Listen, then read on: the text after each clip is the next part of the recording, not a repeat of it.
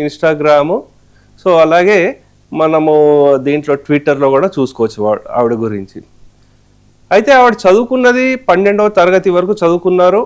So ఆ చదువు అయిన తర్వాత ఆవిడ మోడలింగ్లో లేకపోతే చిన్న చిన్న యాడ్ ఫిలిమ్స్లో చేయడము, అవన్నీ దాంతోపాటు కొన్ని వెబ్ సిరీస్లో చేయడము.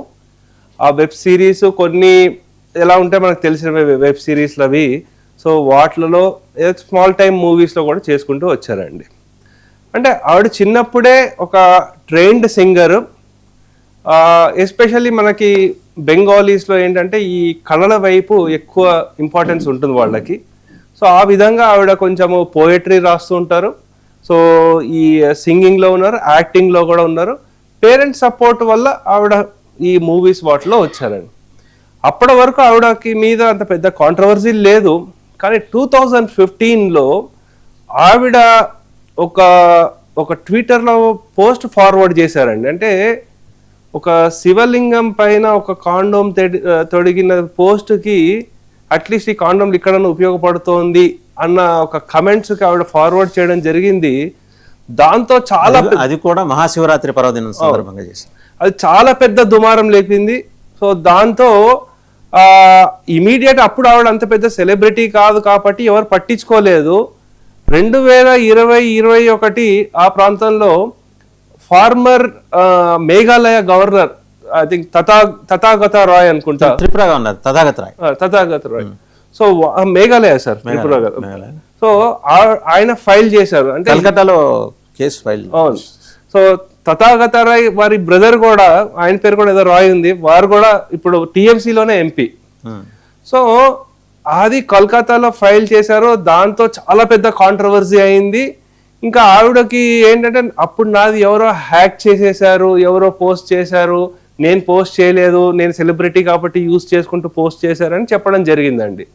అయితే మనం ఇక్కడ చూడాల్సిన అంశాలు ఏంటంటే, సరే హ్యాక్ అయింది, పోస్ట్ చేశారు అంటున్నారు, అయితే దాన్ని మరి డిలీట్ చేయొచ్చు కదా. ఆ డిలీట్ ఏమీ చేయలేదు.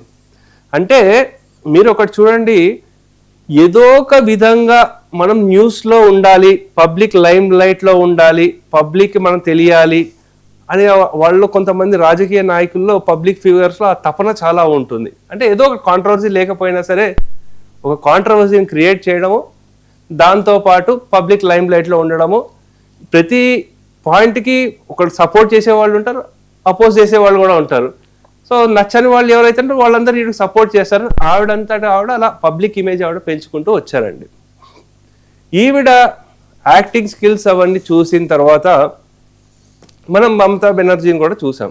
ఆవిడ రాజకీయ ప్రస్థానము, ఇలాగే స్ట్రీట్ ఫైటింగు, లేదంటే ఇంకా ఏంటంటే ఏదో ఒకటి లేని దాన్ని ఇంకా భూతద్దంలో చూపించేసి ఒక విక్టిమ్ కార్డ్ ప్లే చేసి ఆవిడకంటూ బిల్డ్ చేసుకునే ప్రొఫైల్ ఒకటి మనం చూస్తూ వచ్చాం. ఆ కోణంలోనే అదే దారిలో వెళ్తున్న వ్యక్తి ఈవిడ. ఆవిడ సింగర్ కూడా, అంటే ఆ సాంగ్స్ కూడా అన్ని కాంట్రవర్షియల్. మేరే ఆంఖో మే మేరే దిల్ మే కాబా హై మేరే ఆంఖో మే మదీనా హై అంటూ కూడా పాడి హిందువుల మీద, సరే ఆవిడకి కళ్ళలో మక్కా లేకపోతే హృదయంలో మదీనా ఉంటే ఎవరికి ఎలాంటి అభ్యంతరాలు లేవు. హిందువుల మీద ద్వేషం వెదజల్లుతూ ఆవిడ చేసిన వెన్యూస్ ప్రాపగండా అండి. చాలా చాలా విషపూరిత ప్రాపగండా చేశారు వారు. అంటే మనకి ఆవిడేమో మదీనా వెళ్ళాలి, లేకపోతే ఇవన్నీ నాకు కాబాకి వెళ్ళాలి, ఇవన్నీ అని చెప్పడం జరిగింది.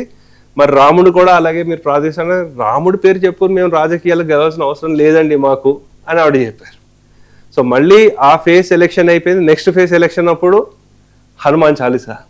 అంటే ఎంత ఆపర్చునిటిక్ పాలిటిక్స్ అనేది మనం చూడాలండి ఇక్కడ. సో ఇటువంటి ఆపర్చునిటిక్ పాలిటిక్స్లో ఈవెన్ గుర్తించి ఈవిడ టాలెంట్, సరే తృణమూల్ కాంగ్రెస్ మీరు చూసుకుంటే అండి, దానికి ఆ పార్టీకి అంటూ ఒక ఐడియాలజీ ఏం లేదు, ఒక డెడికేటెడ్ క్యాడర్ అంటూ లేదు. లోకల్ లెవర్స్ గూండాలు వీళ్ళందరినీ డెడికేటెడ్ గూండాస్ ఉన్నారు, అంతే. ఉట్లి గూండాలనే వాళ్ళే పెట్టుకుని మెయింటైన్ చేస్తూ వచ్చింది. మీరు ఇంకోటి అబ్జర్వ్ చేయండి, తృణమూల్ కాంగ్రెస్, ఎందుకంటే దీనికంటే చాలా ఘోరంగా తమిళనాడులో ఏఐడిఎంకే డిఎంకే కూడా ఓడిపోయాయి. 1991లో 2 సీట్లు డిఎంకేకి వచ్చింది. 96లో జయలలిత గారికి 6 సీట్లు వచ్చాయి. అయినా వాళ్ళు నిలదొక్కున్నారు. ఎందుకంటే వాళ్ళకి ఒక డెడికేటెడ్ ప్రాంతీయంగానో లేకపోతే ఏదో ఒక వాదం ఉంది, వాళ్ళ క్యాడర్ ఉన్నారు. అందు గురించి వాళ్ళు బౌన్స్ బ్యాక్ అయ్యారు. ఈవెన్ మనకి సమాజ్వాదీ పార్టీ కానీ వాళ్ళు my combination, Muslims Yadav combination కానీ ఇటువంటివి ఉన్నాయి. ఈవిడికి ఏమున్నాయి, ఏ క్యాస్ట్ వాళ్ళు ఏం సపోర్ట్ లేదో, ఓన్లీ ముస్లిం ఓటర్ బేస్నే అపీస్మెంట్ చేసుకుంటూ ఈవిడ బిల్డప్ చేసుకుందాం అనే దీంట్లో ఈవిని యూజ్ చేసుకున్నారు.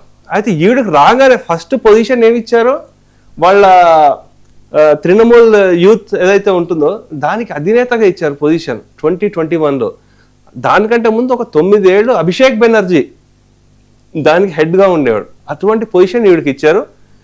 ఇంకా ఈవిడికి 2021లో అసన్సోల్ ఎక్కడ ఉందో, అసన్సోల్ సౌత్ నుంచి అగ్నిమిత్ర పాల్ మీద పోటీ చేసి ఓడిపోయారు. కరెక్ట్. అది కూడా స్వల్ప ఓట్ల తేడాతో 4466 అనుకుంటా, ఆ ఓట్ల తేడాతో ఆవిడ ఓడిపోయారండి.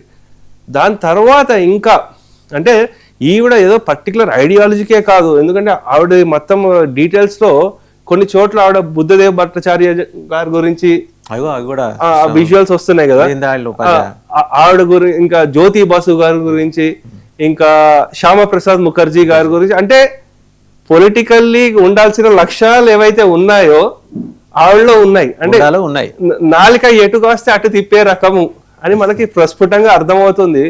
ఐడియాలజీ కాదు, పబ్లిక్ లో మనకు కనిపించాలి అనేది మనకు బాగా తెలుస్తుంది. అయితే ఇంకా చూడాల్సిన అంశాలు ఏంటంటే అండి, అప్పుడు అయిన తర్వాత ఆవిడ ఫైట్ చేసినవి లేకపోతే మీడియాలో అయితే బాగా కనిపించింది అక్కడ బెంగాల్లో. 2024లో జాదవ్పూర్, కోల్కతాలో ఏదైతే ఉందో జాదవ్పూర్ కాన్స్టిట్యున్సీ ఎందుకు అంత ఇంపార్టెన్స్ అంటే, మమతా బెనర్జీ గారు ఫస్ట్ టైం సోమనాథ్ చటర్జీ గారిని, ఆయన అప్పుడు టాలెస్ట్ లీడర్ సిపిఐ నుంచి, ఆయన్ని ఓడించిన సిపిఎం అక్కడి నుంచి ఓడించడం జరిగింది. అక్కడ అటువంటి కాన్స్టిట్యున్సీని ఈవిడ కంటెస్ట్ చేసింది 2024లో. దగ్గర 4 లక్షల ఓట్ల మెజారిటీతో గెలిచింది.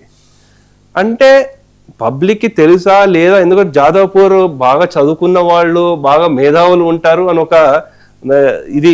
ఇలాంటి అబ్జర్వేషన్ అండి, ఇంట్రెస్టింగ్ అబ్జర్వేషన్. తెలుగు రాష్ట్రాలకు వస్తే ప్రొఫెసర్ ఎన్జి రంగ గారు శిఖర సమాన వ్యక్తిత్వం వారిది, టవరింగ్ పర్సనాలిటీ. స్వాతంత్ర సమరం కోసం అని చెప్పి ఆస్తులు త్యాగం చేశారు, పిల్లలు కూడా వద్దనుకున్నారు. అటువంటి మహానుభావుని కూడా ఓడించింది గుంటూరు. కరెక్ట్. సోమనాథ్ చటర్జీ కేసు కూడా అలాంటిదే. సో అంటే ఇటువంటి ఎగ్జాంపుల్స్ ఇవన్నీ చూస్తూ ఉంటే అండి మనకి తెలుస్తుంది ఏంటంటే, సరే అక్కడ సెలబ్రిటీలు వాటిలు కాదు, యాక్చువల్ రియాలిటీ కంటే పర్సెప్షన్ మ్యాటర్స్ ఇన్ పాలిటిక్స్ అనేది మనకు అర్థమవుతుంది. ఇంకా ఈవిడ గురించి చూసుకుంటే ఈవిడ మీద వచ్చిన కాంట్రవర్సీలు చాలా ఉన్నాయి. అంటే ఈ సోషల్ పోస్ట్లే కాకుండా ఇంకొక అంశం మనం చూసుకోవాల్సింది ఏంటంటే, ఈవిడ్ని 2023 ఆ సమయంలో ఈడీ వాళ్ళు బాగా 11 గంటలు దర్యాప్తు చేశారు.